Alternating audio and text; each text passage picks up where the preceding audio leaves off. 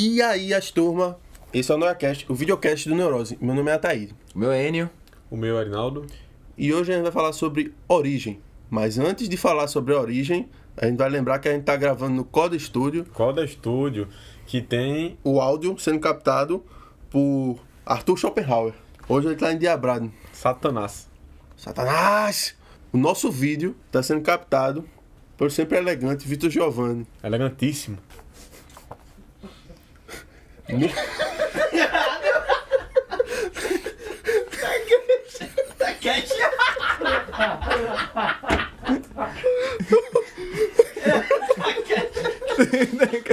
muito bom.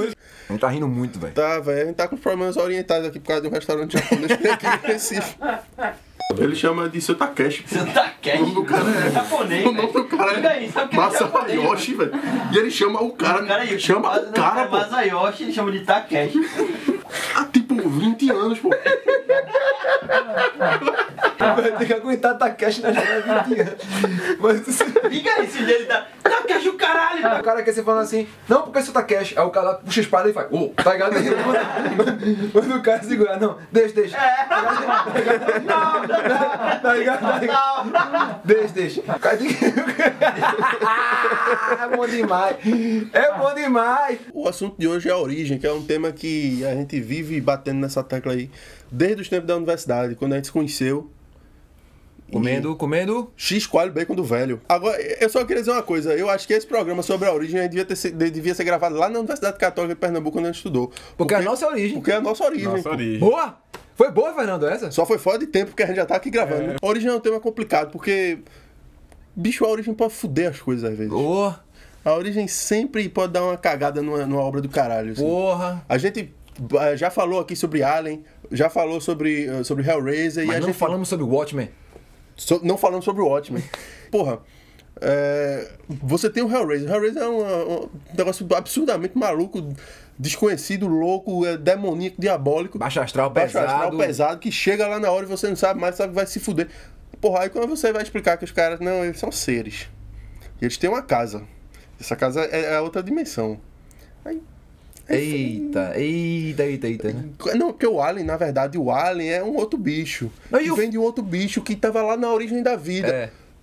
E o foda, sabe o que é? É porque, assim, na real, na Tora, no caso de Hellraiser, no caso na Tora é o seguinte: é lógico, é óbvio que esses caras vêm de algum canto. Mas justamente isso que eu não quero saber onde é. Eu não quero ir pra lá, tá ligado? E quem tá lá quer sair. Então assim, não tem sentido nenhum em querer mostrar o que é esse lugar, porque esse lugar é o suposto da fuga do negócio, tá ligado? Eu acho que assim, na nossa discussão aqui, uma das primeiras coisas que apareceu nessa pauta da origem foi, acho que foi até Erinaldo que puxou essa argumentação, que é o seguinte, velho. Pro gênero de horror em específico, assim, o desconhecido é muito importante, pô. A ignorância também, né? Pô. Você tem medo daquilo que você não conhece, E pô. outra coisa, tipo, você pega um Lovecraft, conhecer enlouquece. Pronto. Conhecer enlouquece, é uma antítese. Você ao invés de você trabalhar a sua razão, que é um símbolo de organização, de ordem, esse conhecimento do desconhecido traz a loucura, transforma em causa aquilo que você tem como racionalidade. Eu me lembro da primeira, acho que as primeiras linhas da metafísica de Aristoteles, que ele fala que todo homem tende ao conhecimento. E aí Lacan já vai rebater dizendo assim, que não, ao contrário. Todo homem tende a desconhecer, porque quando o homem tende a conhecer, ele começa a enlouquecer e começa a não aguentar os traumas de saber quem é si próprio, né? Então assim, tem essa posição. O homem tende por conhecimento, o homem na verdade não querer conhecer, quando conhece, não aguenta o que conhece, né? Assim, o quanto de verdade você aguenta, né? Assim, dentro da cultura pop a gente tem, sei lá, incontáveis, infinitas representações da origem de personagens, assim. Algumas são fascinantes, quando a origem de fato está associada à essência do que aquele personagem é enquanto símbolo, né, enquanto metáfora. E algumas outras são absolutamente execráveis, como essas que a gente já citou agora do Alien ou do próprio Hellraiser. Sandy Júnior. Isso, velho. A origem de Sandy Júnior é pior do que... Mas a cultura pop mesmo, ela zomba disso. É o caso do Coringa, no filme do Batman, Cavaleiro das Trevas, na trilogia de Nolan. Que ele inventa origens pra todo momento, porque pra ele não importa. Ele tá simplesmente zombando com essa ideia de origem, né? as pessoas. Esse Coringa, o interessante dele é justamente isso. Wolverine na origem.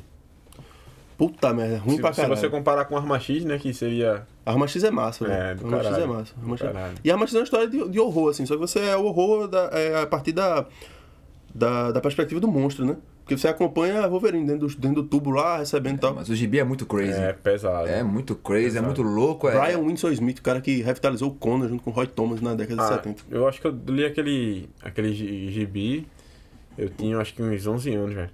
E até hoje eu tenho as imagens na minha cabeça da luta dele com o urso, ele dentro daquele tubo lá de... E como ele tá, né? Assim, aquela mistura, ele é um velho. animal cheio de coisa fincada no corpo dele. É. É. Quando ele se solta dentro do laboratório, regaço, viu ali? É. Olha, a turma ali... Agora encontra com a menina, né? Aí, não, eu sou como você. Aí fudeu, né? Fode um pouco, eu acho que... Dá uma caída ali no final, mas... vale a pena, velho. Puta história, um quadrinho, assim, narrativa legal pra caralho. O cara narra através da cor, né? A cor do recordatório indica o personagem, assim. É um negócio audacioso pra época. Mas agora, pesemos um pouco a mão. Temos que saber agora de onde é que vem essa coisa de contar a origem das coisas.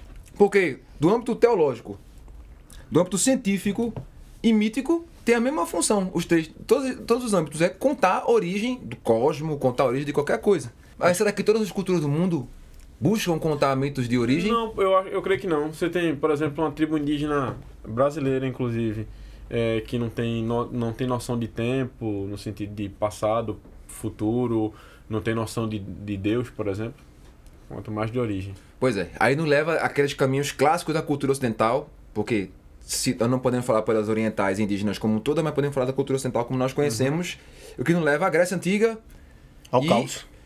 da cultura judaico-cristã e da cultura greco-romana. Judaico-cristã nós temos a Bíblia de um lado, que tem um capítulo chamado Gênesis, né? Grego Gênesis, ou Gênesis, significa justamente origem, e temos as teogonias na Grécia Antiga também, que da sua forma vão narrar mitos cosmológicos, que esse talvez seja o maior que exista, né? Porque se num lado de Homero, por exemplo, como na Ilíada, que ele narra a origem, mas não a origem do mundo, mas a origem da constituição dos homens guerreiros, da caixa dos nobres e etc. A teogonia ela narra a origem do ponto positivo, no sentido filosófico, ou seja, ela narra a origem mesmo, do zero, do caos, saindo do caos. E do outro lado nós temos a Bíblia contando a Gênese. Então assim, não temos nós ocidentais como não pensar em termos de origem. Uhum. Eu acho que a gente vai levar essa discussão de forma mais aprofundada a partir da teogonia, porque a história da Bíblia eu acho que você já conhece, né? Isso. Mas por que eu disse isso? Quando tu falasse que é uma questão da ficção humana, eu fico pensando que talvez seja uma questão de pedagogia.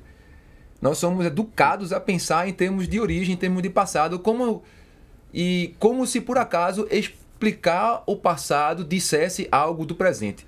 Assim, não sei, tem teóricos, por exemplo, que dizem... Demetrio Manioli, por exemplo, não que eu gosto dele, mas assim, ele tem uma parte que ele fala sobre a questão da pureza do mito, que a descrição que ele dá do mito é essa. Ele fala que o mito, ele é uma narrativa contada no passado para dar sentido ao presente. Sim, se essa descrição é cabível ou não, é discutível. Mas eu digo que a função do passado é para justificar o que nós somos no presente. Porque aí uma sociedade pode se juntar nesses valores, esses valores, etc. Né? Que é uma visão utilitarista do mito, na verdade. Uhum. Né? Não podemos dizer, por exemplo, ela não fala nada da experiência do homem dentro do mito, por exemplo. Mas, por exemplo, até a ciência quer buscar a origem do universo. E não é raro encontrar cientistas cristãos que, na dificuldade de encontrar uma origem científica para isso, atribuem até a Deus como criação do universo, né? Assim, é comum encontrar esse tipo de coisa. Mas porque a ideia de início não é um paradoxo, porque vamos perguntar sempre assim, mas e o início do início? É a questão do Big Bang. Se início tem tempo e espaço envolvido no meio, como é que pode se pensar antes do tempo e do espaço? A gente teve aí, acho que na segunda metade dos anos 2000, teve um grande frisson, né, em torno da busca pela partícula divina, que os estudiosos apelidaram aí informalmente de bóson de Higgs, né? E é engraçado você pensar nisso, porque eles anunciaram lá que ia ter um acelerador de partículas, que ia girar, que eles iam tentar subdividir lá o elétron e tal, não sei o quê. E começou a circular o boato de que aquilo ali poderia gerar um buraco negro que ia sugar a Terra, ia fuder tudo, assim, tá ligado? É mais ou menos a ideia do Lovecraft, né? Você vai buscar o conhecimento, você vai enlouquecer, né? Vai buscar lá, ver a treta, né?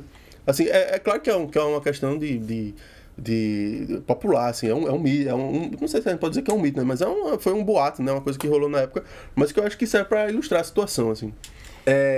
Querendo lembrar que mesmo na Grécia Antiga já haviam oposições à ideia de origem. Por exemplo, Heráclito diz que o cosmo ele é epoíaça, ele é incriado.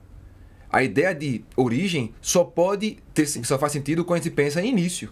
Que é redundante o que eu estou dizendo, mas eu digo assim, início positivo, ou seja, que há um ponto realmente fixo na origem. No caso do cristianismo, nós sabemos que é a questão do verbo. No princípio havia o verbo estava lá de Deus, o verbo era Deus. Né? Então há um momento que não era e começou a ser. O que Heráclito diz, e os gregos acreditavam assim, em sua maioria, era que não existe esse ponto. O para trás e o para frente, entre aspas, é que dá no mesmo. Não existe esse ponto de começo, né? Com a ideia do Big Bang, por exemplo, não acreditamos mais nisso. Acreditamos que sim, existe um ponto fixo, um momento X de que o universo veio a ser, né? E isso acaba descambando.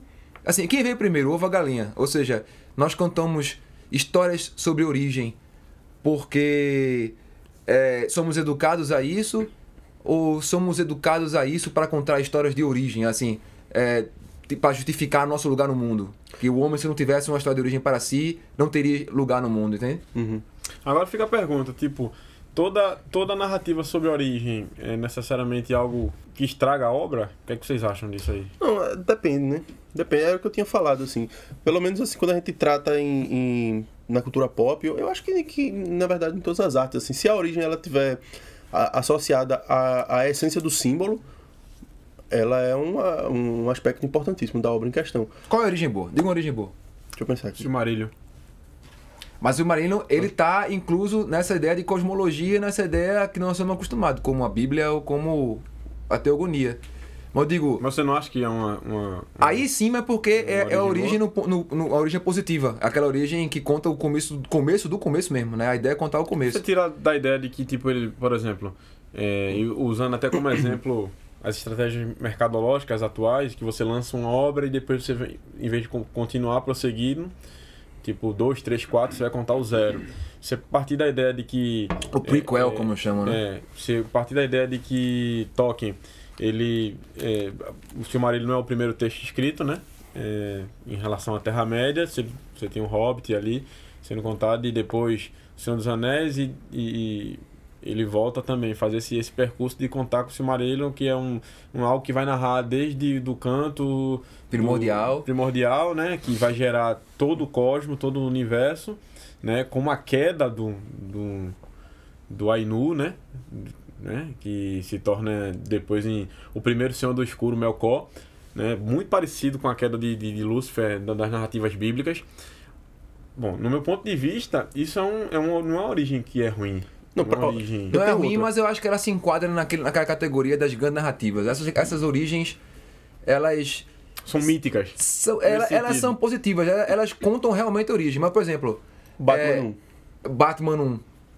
Batman 1 realmente eu acho que é uma boa história de origem. Como é que Bruce Wayne, de uma situação X, virou o Batman como a gente conhece, mais ou menos, porque ele tava meio que fudendo ainda pra aprender a ser o Batman. E eu acho que fica muito claro, assim, porque é uma história de origem, que é muito importante, porque, velho, você tem aquela cena, a representação gráfica do momento em que o Batman surge, que é quando o morcego quebra a janela, sabe? Porque, veja essa situação, todo herói que a gente conhece tem origem, mas nem todos os vilões têm. Nem todo monstro tem origem, mas heróis tem que ter. Por que heróis tem que ter? Se não fosse essa ideia de, sei lá, de reconhecimento nosso, de um homem simples, blá blá blá, que um acidente X ou ele virou um super-herói. Pra Campbell, é porque a gente se identifica com a metanarrativa, o metamito, né? E pra ele é essa estrutura que subsiste em todas as narrativas míticas, em todas as narrativas da cultura, como todo, e vai estar lá incluso essa estrutura, e de alguma forma nos identificamos com essa estrutura. Pra Campbell. Mas faz sentido, por exemplo, eu contar início, gênese de monstro? Rapaz, Monstro do Pântano. Tem uma. Porque eu deveria ter pesquisado. Interessante, Monstro do Pântano. Porque assim, ele era um. Na verdade, o Monstro do Pântano ele não é um homem, né? Ele é uma planta. sabe? Ele é uma planta que absorve consciência, a consciência. Só que aí, lá na frente, dentro da cronologia lá do Monstro do Pântano, escrito por Alan Moore, né? Que foi, acho que no segunda metade da década de 80, posso estar enganado. Faz tempo que eu li isso, eu gostaria de ter lido melhor para poder argumentar melhor, mas ele trabalha lá um conceito chamado Parlamento das Árvores, que aí está intimamente relacionado à questão da natureza, assim, como se a origem do Monstro do Pântano fosse, na realidade, um modo da natureza, né? Entendi. Eu acho particularmente, Enio, que eu não tenho um problema em si com a origem. Eu tenho um problema, acho que, com a história mal contada. Certo? Então, assim, se essa história mal contada vai ser uma história de origem, ou se ela vai ser uma história que não é de origem, a história é ruim porque ela é ruim. Uhum. Porque ela apela pra clichês, ou porque ela apela pra... ela segue uma lógica narrativa que não bate, que perde o fio da meada de alguma forma. Mas, assim, o fato dela ser de origem é um indicador maior de que ela vai ser uma história ruim, né? De que, tipo, aquilo que sobressai é porque não foi de origem. Eu não sei. Eu tenho um ponto aí. Trazendo a coisa agora para o mundo da vida, né? Para o mundo dos negócios. Sim. Para a ciência do capeta, o capitalismo. Isso foi foda. Capeta capitalismo. Para o capitalismo, vamos pensar aí que uma das coisas que a gente estava discutindo aqui antes na pauta é que a origem talvez ela seja uma resposta à sensação do esgotamento da obra. Porque, sei lá, quando a gente estava há 20 anos, nos anos 90, ou enfim, você se deparava com a obra, você via um filme, você lia um gibi, você lia um livro, o que quer que fosse, quando terminava aquilo ali, terminava. Você não tinha uma representação mercadológica gigantesca, você não tinha uma campanha de marketing como a gente vê hoje, em que é tudo ramificado, né? E é coisa quase rizomática mesmo, assim, né? Um filme não é um filme. Um filme é uma linha de bonecos, né? Uma linha de brebotes, é uma linha de coisa e tal. E eu acho que a origem, ela vem da exploração mercadológica, daquela sensação que a gente tinha de esgotamento, pô. Sabe? Tipo, eu quero mais, né? Quero mais. Aí o que acontece? O que acontece? Acontece Darth Vader. Acontece Anakin Skywalker e Darth Vader. Exatamente. Acontece isso aí. Super legal. Super legal. Acontece o quê? Esse Watchman... Before Watchmen. Before Watchmen. Pronto. Acontece isso aí. É porque assim, eu entendo o que o Reinaldo tá dizendo, que o que importa é ser bem ou mal escrito, mas eu não concordo. Eu não acho que tudo tem que ser escrito. Uhum. Eu acho que algumas coisas não precisam ser escritas. Sim, que não devem ser escritas. Então, que é o caso do Watchmen. O respeito, eu acho que certas coisas, não escrever sobre essas coisas é respeitar, inclusive, a própria obra. Diz assim, eu não vou me meter nisso, não há pra quê. Tente, sei lá, escrever. Assim, no caso de Watchmen, até escrever o Watchmen 2 seria um erro. Tá entendendo? Mas tentar escrever histórias que vão justificar o começo dos personagens como se não é uma coisa interessante assim, pode ser bem escrito, mas não faz sentido, mesmo que fosse escrito, não é o Watchmen. Tá entendendo? A questão é que a ideia já tá errada, pô. O início, partiu do negócio errado. Não importa se é bem escrito, não importa se o negócio foi escrito por Len Wein, que é o cara que criou o Monstro do Pântano. Não importa, pô, se foi ele que escreveu ou não. A gente tá falando sobre isso. No final de Prometheus, por exemplo, quando mostra que o encontro do facehugger gigante lá com o arquiteto, engenheiro, né? Engenheiro. Quando eles se encontram, que sai o proto-xenomorfo lá, aquilo acredita em que ao filme, exatamente? O filme podia passar o filme todinho sem aquilo, não poderia não? Podia passar a vida sem o filme, na verdade. Mas eu digo, digamos que Prometheus é um filme que não se comprometesse em nada com a história de Alien. Fosse o mesmo universo, mas não a criatura. Sim. Aquela cena, ela é pra quê exatamente? Aquela cena é tão absurda que nem boneco tem, pô. É mesmo, não tem a miniatura do... Não vem na Re-Rap. Caralho. Eu nunca ia pensar sobre isso, mas... Ela é simplesmente uma merda. Vai ser Prometheus 2, que é esse chamado de Prometheus Lost Paradise, Paraíso Perdido, que mudou de nome agora para Aliens não sei o quê. A gente vai colocar aqui o nome embaixo do filme que vai sair com esse nome. Pois é. Muito errado isso aí, hein? Muito errado. É isso aí. Você pode originar seus comentários. Você pode originar sua curtida na nossa página. Ou você pode simplesmente não originar nada. Mas... fique ligado aí, hein? Vamos comer hambúrguer lá em Santa Cash.